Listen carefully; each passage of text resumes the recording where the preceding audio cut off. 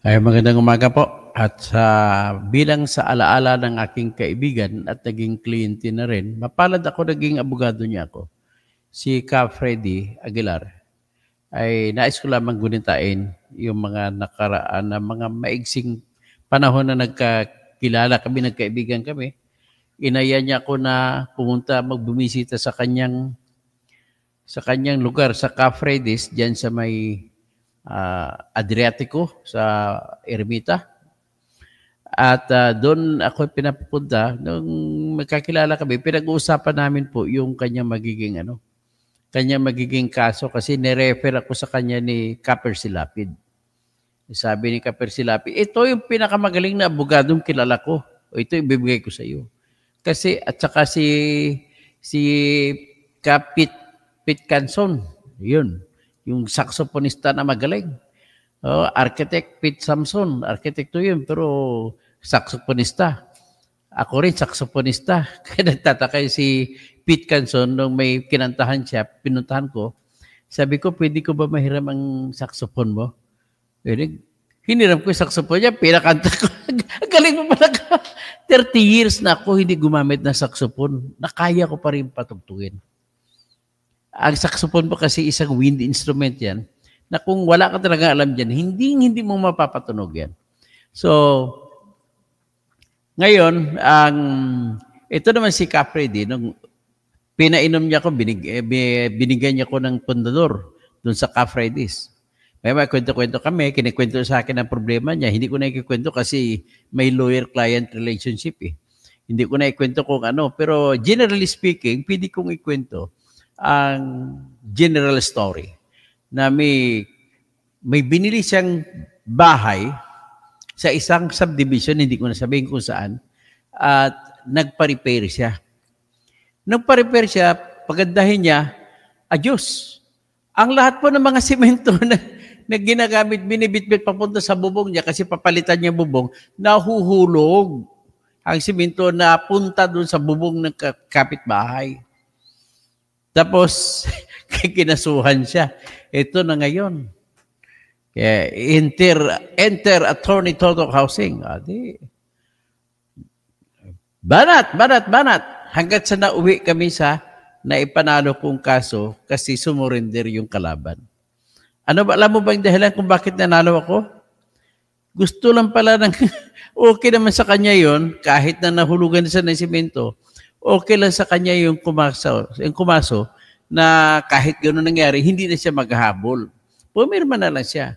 At ang kanyang importante lang sa kanya, personal niya nang nakita yung idol niya na si Freddy Aguilar. So, natapos ang kaso. Uminom kami.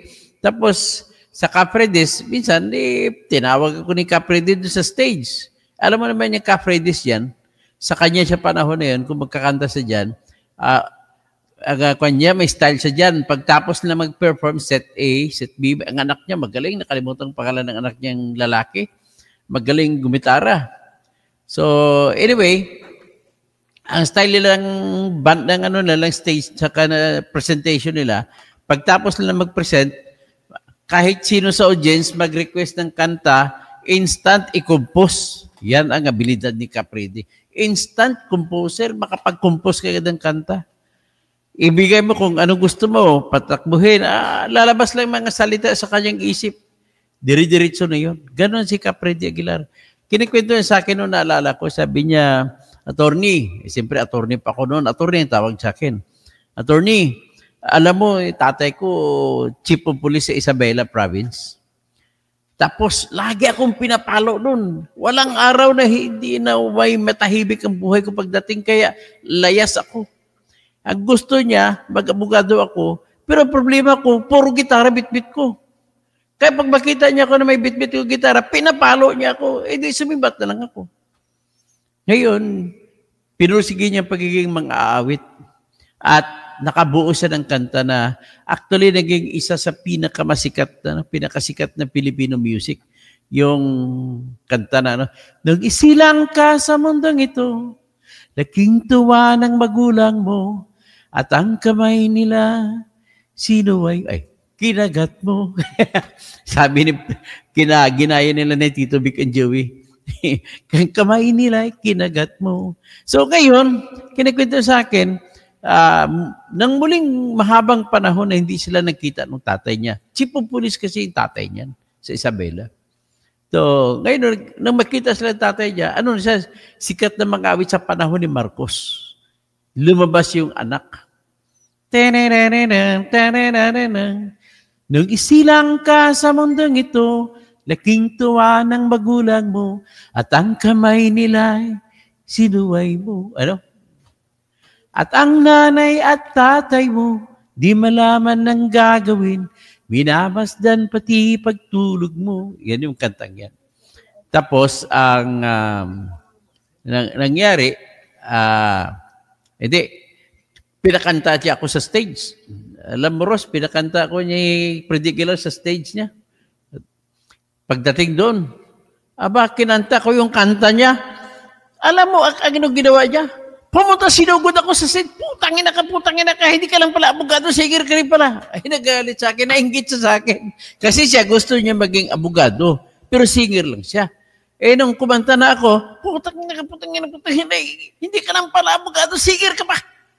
Ginanon niya ako. Yan ang mga light moments ko na alala with Freddy Aguilar. Tapos, siyang sa tingin ko naman, siya legend talaga siya, no? Alamat talaga siya pagdating sa pang-awit ng musikang Pilipino. Alam mo bakit? Ang kanyang awit na kinumpos ay yung anak ay na-translate niya more than 40 languages in the world. Ang daming kumakanta niyan. Sa iba-iba, tin-translate. At maraming nakakaalam na kanta. May, alam ko, may German pa nga dyan. May kung ano na pa eh. So, yan po si Capri D. Tapos, pagkatapos nun, single yun nilabas yung anak, sumikat yun. Kasi nung araw, plaka, 45 lang. Maliit lang. Tapos, back-to-back yun. Tapos, nung nauso na yun, 33 na plaka, yung long play, yung tawagin.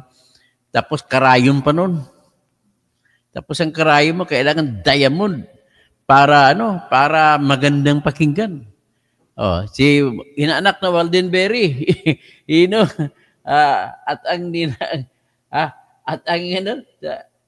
at ang ilaw mo, nakalimutan ko ang lyrics. Siguro kantahin ko siguro, just to please you. Pwede naman siguro i-download ko yung tawag nito. I-play ko yung isa sa kanta niya sa anak, no? Siguro alalahanin lang, parang bilang alaala lang kay Capri Aguilar. So, nakuha ko naman siya eh. Karaoke ng anak ni Freddy Aguilar. Kasi itong kaunanahang kanta niya eh. Si inaanak na Waldenberry tsaka si Bewley Berry nandyan sa Hawaii. Isang mga awit ito, yung isang mga magaling na mga mag-asawa na binuhay ng musika. So, ito pakinggan natin siguro, no? So, ito i-play ko yung anak. Kakantahin natin ang anak, alang-alang kay Freddy Aguilar. Pagbigyan niyo muna ako ngayon. Pakinggan na natin. Ito. Siguro kung pakantahin natin si Waldenberry. Anong gusto mong kanta? Ipasok ka, akyat ka, kanta tayo. Mag-jam tayo dito kay Capri D. Okay, ito kay Capri, dito na kanta.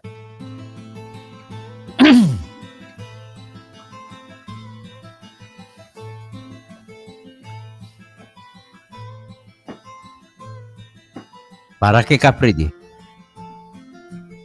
Rest in peace and rest in heaven and rest in God's hands.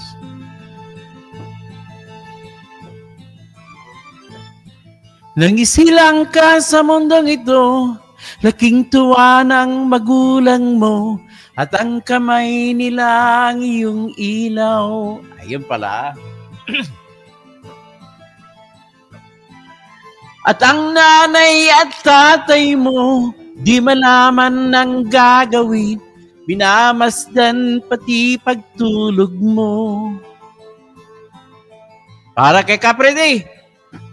Sa gabi na pupuyat ang iyong nanay sa pagtimpla ng gatas mo. Sa umaga na may kalong ka ng iyong amang tuwang-tuwa sa'yo. Ngayon nga'y malaki ka na, nais mo'y maging malaya, di man sila payag walang magagawa.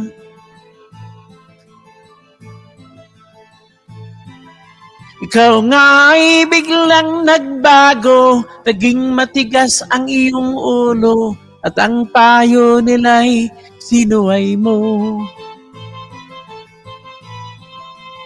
Di mo man lang inisip na ang kanilang ginagawa'y para sa'yo. Pagkat ang nais mo'y nasunod ang layo mo, di mo sila pinapansin. Nagdaan pang mga araw, at ang landas mo'y naligaw, ikaw ay nalulong sa masamang bisyo. Uy, wag na kayo magsyabo. At ang una mong nilapitan, ang iyong inang lumuluha, at ang tanong, anak, ba't ka nagkaganyan?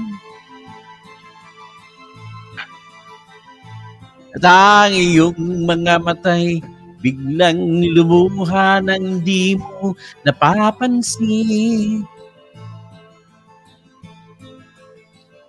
Pagsisisi ang sa isip mo'y nalaman mo ika'y nagkamali. Pagsisisi ang sa isip mo't nalaman mo ika'y nagkamali. Pagsisisiyan sa isip mo, nalaman mo ay nagkamali. Ayan ang pinaka-popular na nakanta, no? Pero may isa pa talagang kantang ibang na maganda yung kanta niya, no? Ano pa bang ibang kanta niya? Siguro may isang kanta pa bago tayo umalis. Siguro yung isa sa paborito niyang kanta ko ay ano ba yun? Yung Ipaglalaban Mo. Yun. Alam mo, may kwento ako sa kanta na Ipaglalaban Mo. Ang kantang ito, kung si Kapersi pa magkwento sa akin, Percy Lapid, ay dito niya tinira si Freddy Aguilar sa akin. Sabi niya, alam mo ba to? Toto kasi tawag sa akin ni Toto or attorney, tawag sa akin ni Percy Lapid. Alam mo ba to? Yan si Freddy Aguilar, nagkukupya lang ng kanta yan. Oo. Sabi ko, anong kinupya niyang kanta? Ang gagaling ng kanta niya. Hindi, nagkukupya lang yan. Sabi niya, oo. Sabi ko, o anong kantang kinupya niya? Dali lang ha. Karaoke. Paglalaban mo, karaoke.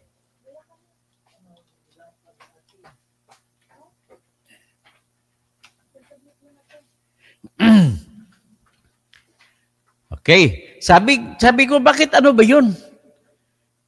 Kasi po, sabi niya, yung kanta niyang Ipaglalaban Ko, ay kinupya lang yan. Sabi ko, saan kinupya? Alam mo kung saan yung kinupya? Ganito yun. If I sing you a love song, you will always remember and find you a lonely night.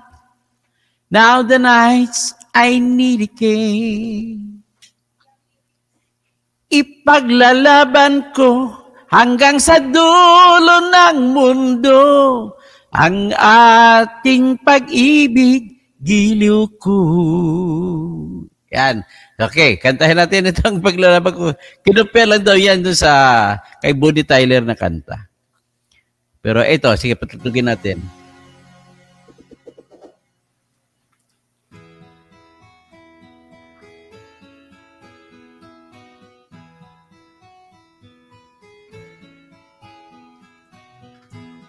Ikaw ang pag-asa, nasa iyo ang ligaya, sa piling mo, sinta, limot ang pagdusa. Madilim na kahapon, di ko na alintana, dahil sa'yo, sinta, buhay ko ay nagbago. Ano man ang nangyari, di kita iiwan. Ipaglalaban ko ang pag-ibig mo. Ipaglalaban ko hanggang sa dulo ng mundo ang ating pag-ibig. Giliw ko. I dedicate this to Freddie Aguilar. Ano man ang mangyari, hindi kita iiwan. Ipaglalaban ko ang pag-ibig mo. Ipaglalaban ko hanggang sa dulo ng mundo ang ating pag-ibig, giliw ko.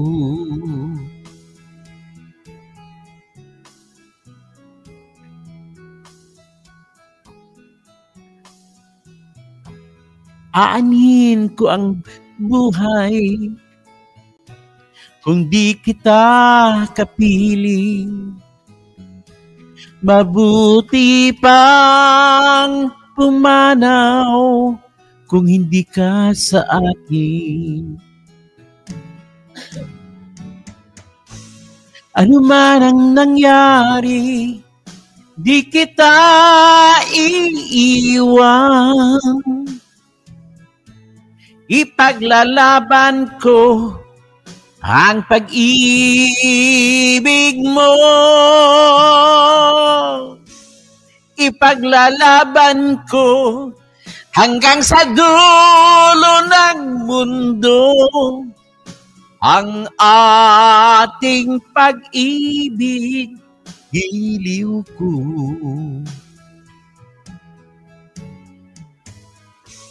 Ano man ang mangyari, di kita iiwan. Ipaglalaban ko ang pag-ibig mo. Ipaglalaban ko hanggang sa dulo ng mundo ang ating pag-ibig, giliw ko.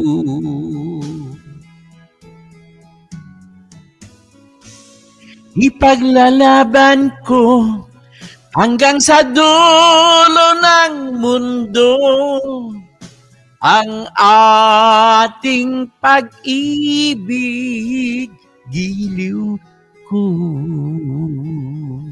Ayan. At least, napagbigyan nyo ako, napakinggan nyo ako na inabit ko lang yung paborito ko sa dati kong client na si Freddie Aguilar. So, anyway, marami siyang kantang ibang pinasikat. No? Ang era niya, kasabayan niya yung Asin. Yung mga Asin, paborito ko naman yun ang Asin. So, panahon kasi actually sumikat ito siya. Sa panahon ni Marcos kasi, hinahanap siya ni Marcos.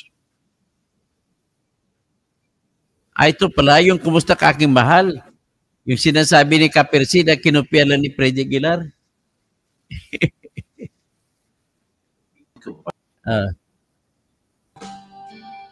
Yan. Ito pala yung sinasabi niya kinopya daw sa kay Bonnie Tyler.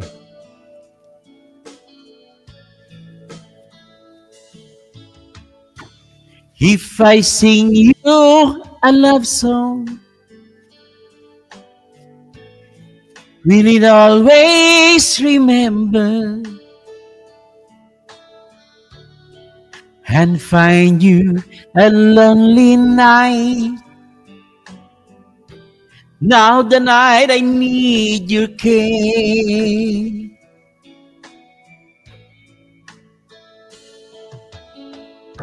Mga gabing papanglaw ay dinadaan sa awitin. Nalulungkot kong damdamin, naaaliw ka rin.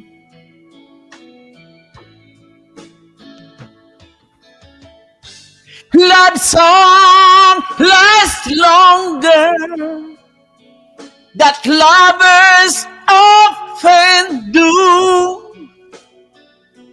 Oh, baby, can you sing a love song for you?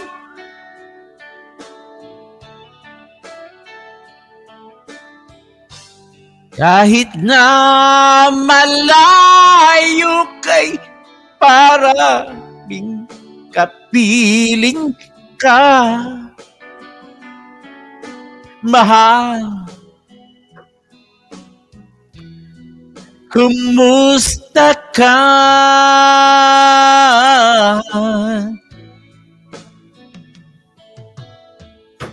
Malalim na itong gabi,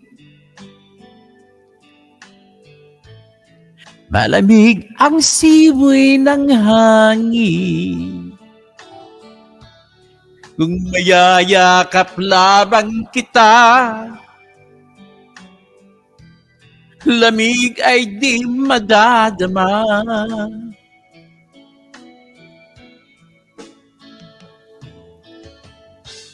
Panaginip ko'y laging ikaw, sinta. Kahit na dilat yaring mata,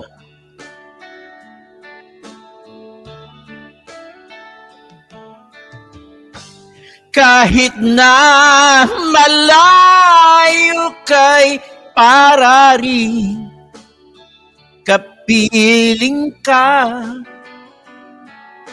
mahal. Kumusta ka?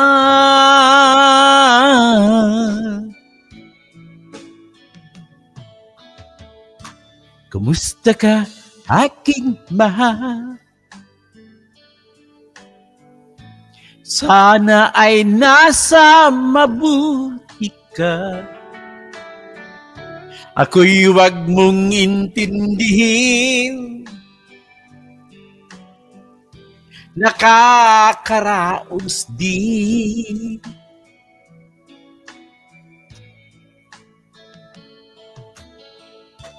Kumusta ka, aking mahal?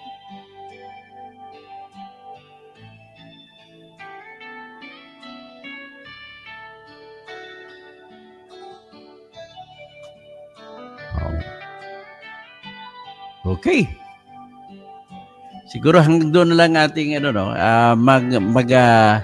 may kinanta rin ako kanina. Kasama kong bisita ko rito. Tingnan natin. I-stop na muna natin to. May kinanta i-upload ko. May kinanta, may bisita lang ko kanina. Ito naman yung sari-saring problema ni Freddy Aguilar. Nalo ko pa kaso niya. Ayan. Ito po ay awitin namin para kay Freddy Aguilar na namatay ngayong araw. Isa siya sa pinakapaborito kong singer at naging client ko pa na ipanalo ko pa kaso niya.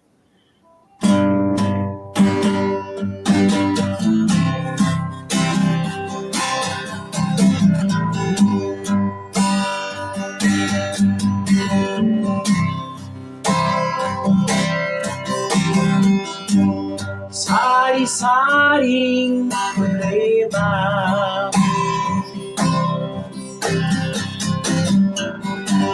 Sa ulo mo'y tumututa.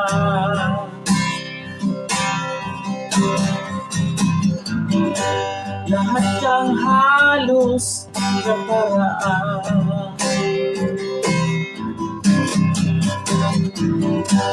Sinubok mo, ngunit hindi ka obra. Lumawa ka, bakit hindi? Tawanan mo ang iyong problema.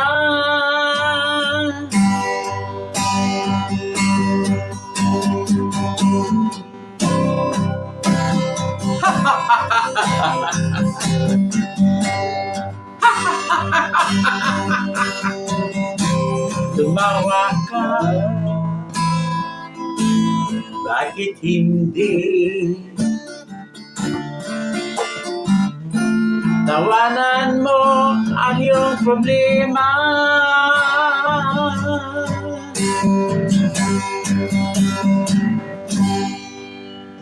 Sana'y sa langit papunta kaluluwa mo, Kapredi.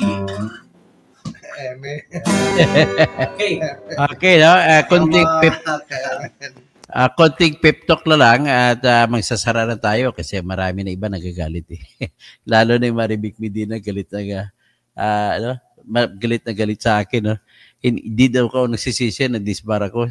Sinagot naman siya, nag-disbar man ako alang-alang sa pagkipaglaban sa pera ng bayan. Kasi po, pinablis ko sa Facebook yung isang reklamo kong plunder, bawal daw yun. Ganun lang kasimple.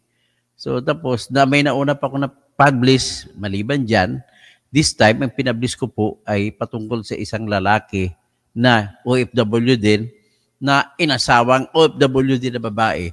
Yun pala, pangalawang asawa, pangalawang pakasal. So, nagreklamo, umiyak sa akin yung client ko na babae. Alam mo naman, emotionally attached ako.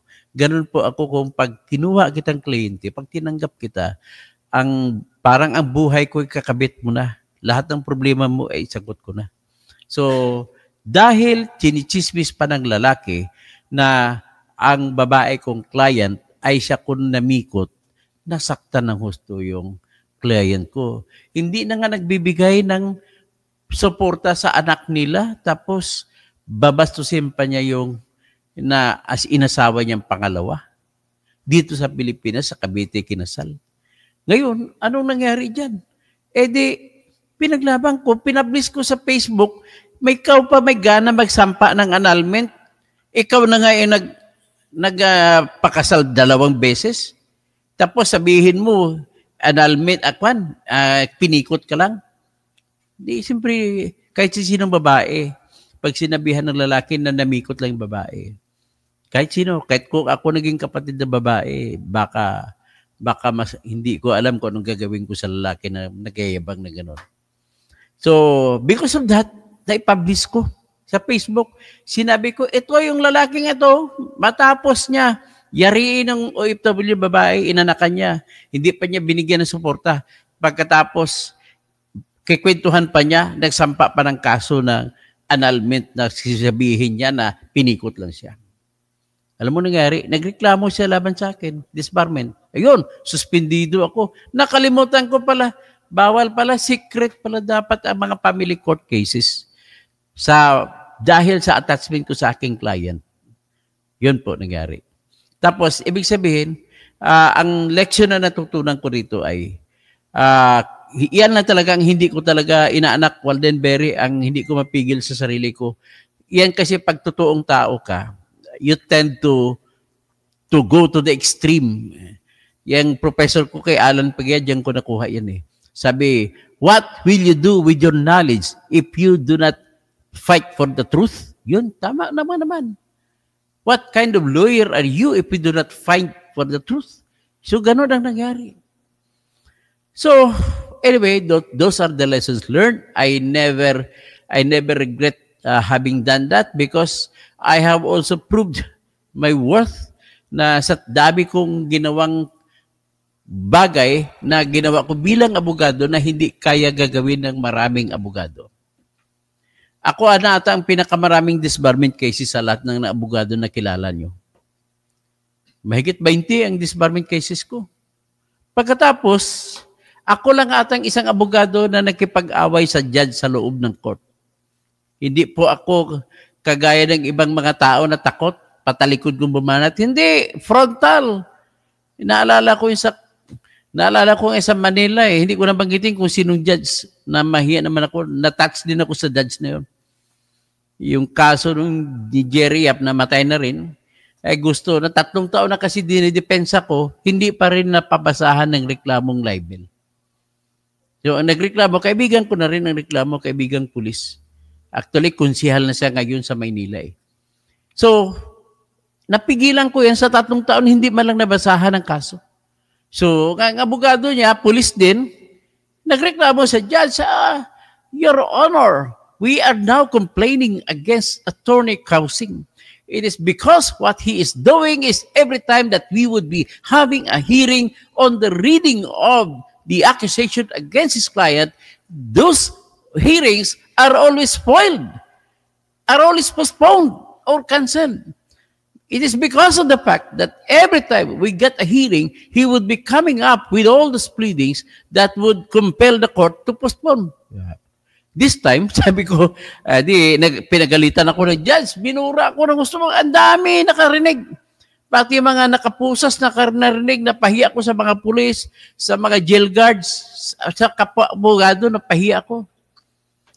Bit ko doon ng ganito kakapal, nag-file ako sa Court of Appeals. Ang kopya na galing sa Court of Appeals, bit ko. Sa lamisa, nakatayo ako. Minura din ako ng judge. Hindi ko na sabihin kung sino judge. Pagtapos niya mura, alam mo, ginawa ko? Inalsa ko yung papel,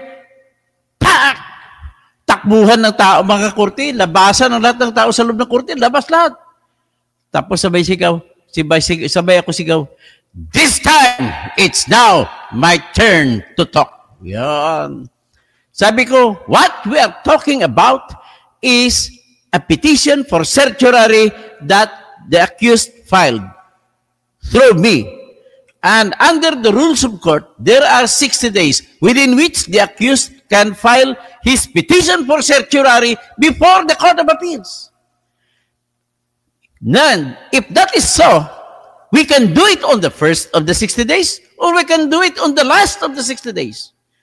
In this case, I filed it on the 5th day of the 60 days. Is there any problem? Those are rights of the accused that you cannot refuse. Ganoon ko siya. Di alam mo na, okay, Judge, I have already true. Forgive me for disrespecting your court. Ginanong ko na. Hindi naman ako sinite for contempt. Bagkos, ano nangyari? Si Judge, hindi ko na sabihin kung sinong Judge.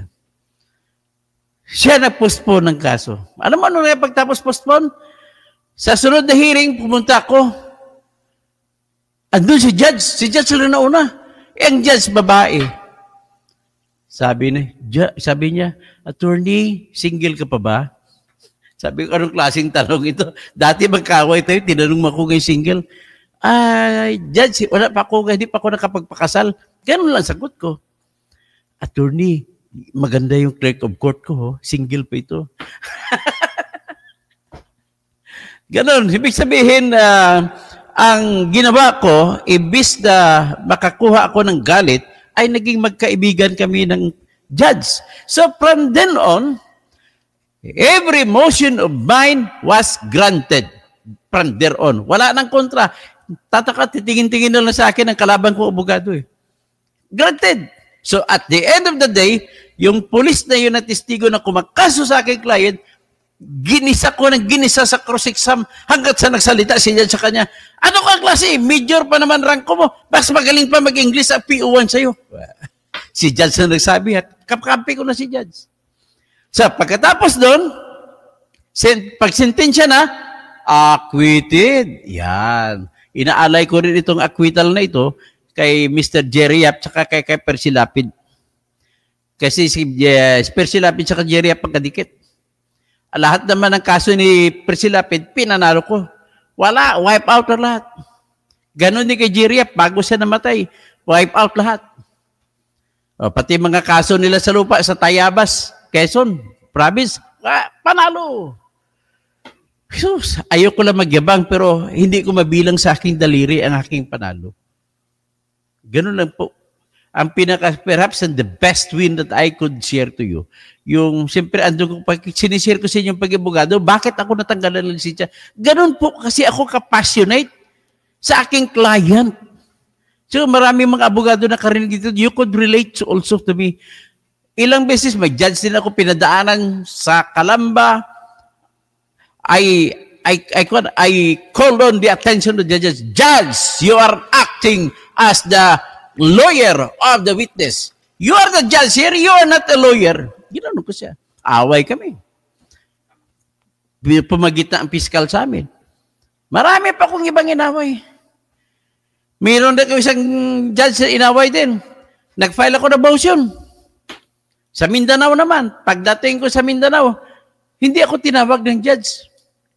Tapos yung judge nang tatanong, who is that man out there? Who is that lawyer out there?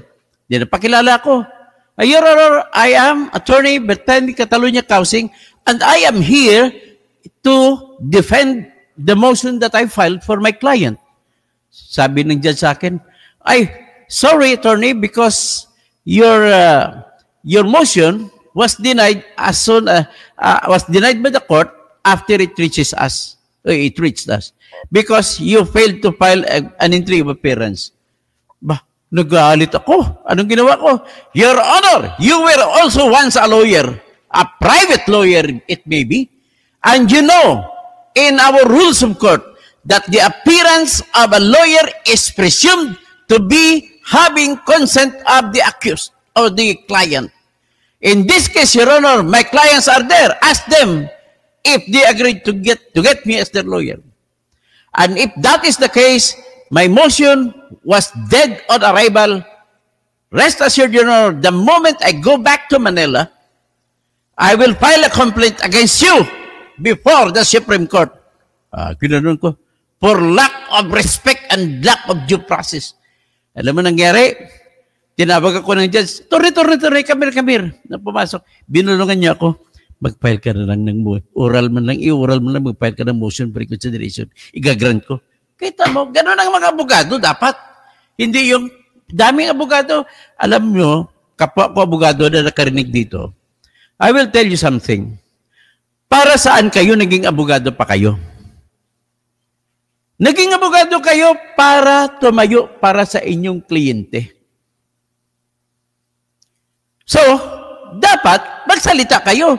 Marami akong abogado na kilala, mga panyero. Bakit takot kayo magsalita? Do not be afraid in front of the judge. Consider it as a fact na pag once abogado ka na, pag nakapasa ka na sa bar exam, abogado ka na, you are a soldier inside the court. And if you are a soldier, you may die and you may live. And if you will die, that's part of your life and work as a lawyer. May kikwento lang ako para ma-emphasize ko lang kung gaano ka-importante ang dapat na abogado, ang totoong abogado, ha. May istorya dito si Shakespeare. Inimbento ni Shakespeare itong kwento, pero magandang pakinggan, magandang basahin. Ang titulo ng istorya ay Merchant of Venice. Ang kwento, may isang Chinese man. Chinaman ang tawag nung araw. Kayong tawag Chinese o Pugu. Pero nung araw ang tawag sa Chinese, Chinaman. Okay? Umutang ang Chinaman sa Jew. Ang Jew kasi noon, negosyante din eh. Mga matulis din yung Jew na negosyante. So, ang gumawa ng kasulatan, sige, pautangin kita. I will lend you some money. But with the condition that if you cannot pay after 1 year, then a pound of flesh shall be taken off your body. Ganun binirwan. Kung hindi ka makabayad, gusto Tagalog pa, 1 kilong karne ang kukunin sa katawan mo. Ganon nung araw, walang mga lupa-lupa na collateral, wala yan. Nung araw, yun ang word of honor at saka word of your body. Ay di ngayon, hindi nakabayad si Chinaman. Eh di, binitbit si Chinaman, papunta sa judge. Pagdating doon, binasa ng judge ang kontrata. Okay, we shall now implement what is written in the contract because you failed to pay your debt, then you must suffer to the consequence of your contract. Puta. Ay, dumating ang kanyang abogado, late ang abogado niya, si Mr. Skylark. Dating si Skylark, wait, Your Honor, that Chinaman is my client. Okay, what's your pleasure, Mr. Skylark? Attorney Skylark? Your Honor, let me point it out to you that the contract says that whenever my client fails to pay in 1 year, then a pound of flesh shall be taken off his body. Yes, sabi ng judge, yes, we have read that 10 times and it doesn't mean anything else. But Your Honor, sabi ng abogado ni Kwan, nung Chinaman na si Skylark, but Your Honor, sa kung Tagalog pa, but Your Honor, yes, the contract is to get a pound of flesh from his body, but blood is not included. Kita mo mga abogado, palusot talaga. Nagalit ngayon ang Jew sa Kwan, sa kay Skylark, kill all the lawyers. Kung Tagalog pa, oo nga, kukunan ka ng 1 kilong karis katawan, pero hindi kasama sa usapan ng dugo. Kasi and Your Honor, if you will cut a pound of flesh from the body of my client, it is sure that blood will spout out. So it now violates the contract. Ganon po. Kaya sabi ng Jew, kill all the lawyers. Kinikwento ko lang sa inyo anong tunay na abogado para makipaglaban. Ayoko ng abogado na palamya-lamya. Kung pagpasok mo sa korte, ang isang paa mo ay nakatapak sa hukay. Ang isang paa mo ay siyempre nakatamak sa buhay. Kaya, do not be afraid. Ang problema kasamihan sa mga attitude ng mga lawyer ngayon ay hindi ganon. Wala sila sa ganon. Ang gusto nila, buhay lang sila laging apology sa mga judge. The judge deserve to be shouted at if they are unreasonable. There are so many judges na unreasonable. Kung may nakarinig man judge sa akin, pasensya lang, but that is my experience. I'm only telling some of my experiences. Okay, hanggang dyan lang tayo at maraming salamat po. At naalala kita, Mr. Freddy Aguilar, I know all your stories to me. I keep that as my treasure. At sana pinalalangin ko na sa langit ka. Okay? Sana ay nanggaya nga yan si Freddy Aguilar. Okay, kahit nanggaya siya, yung If I Sing You a Love Song, yung pala doon na nagaya. Okay. So, Cassandra DC, Maribek, hindi ka, okay lang yan. Okay lang kahit na alam nyo na disbar ako. Nagkwento lang ako kasi naging topic ang pagka-disbar ko eh. So, anyway, I'm proud. I'm proud of my being disbarred. I do believe that God has a mission for me that I will fulfill something else. Bakit ka mag-alala? Kasi unang-una wala pong bayani na hindi nakukulong. Walang bayani po na hindi namamatay. Si Jose Rizal, bayani. Si Andres Bonifacio, si Bonifacio Tubisi, si Andres Bonifacio, pinatay ni Aguinaldo. So, marami pong mga abogado. Ang totoong bayani ay yung mga namatay na mga tao. Si Antonio Luna, General Tinraidor, ating bayani, patay. Marami po. Marami pang ngayon. Yung mga Medal of Valor awardee, karamihan patay.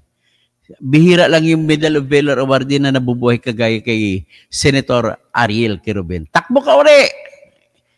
Kumontak ka sa akin, tayong gagawa ng isama mo akong gagawa ng game plan mo. So, Mr. Romualdez, tama sasama na naman loob yan eh. So, anyway, wag na tayo hindi na muna siguro ako magbasa. Okay, sabi ng tatanong Silver Bullet, ano bang disbarment? Pagtanggal ng lisensya ko sa akin. Anyway, proud ako kasi karamihan ng abogado matanggalan ng lisensya ay dahil sa ng babae, nangagaw ng asawa ng iba, nagnanakaw ng pera ng client nila, at tinatanggap lamang ang bayad ng client, hindi naman dumadalo sa korte, hindi ginagawa ang kaso. Yan po ang karamihan. Tapos iba, mga abogado, binibenta ang kaso sa kalabang abogado kasi mas malaki ang hatag sa kabila. Kaya nga po, pag magkaroon kayo ng problema po, ay ang aking advice sa inyo, huwag kayong magkimi kahit na mataas ang presyo ng abogado. Basta kapalit dyan ay katapatan. Importante po sa isang abogado ay katapatan. Tapat siya sa tungkulin. Kasi pag hindi siya tapat sa tungkulin, kahit magaling pa siya, ibebenta ka, patay kang bata. Yan po ang aking masabi. So magandang hapon po sa inyong lahat.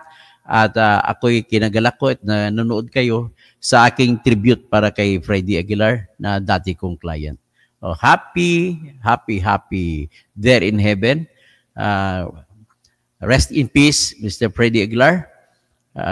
Thank you for giving us the excellent music for the Philippines. At lalo rin kanta mong anak na sumikat sa buong mundo. At maraming salamat po sa inyong lahat.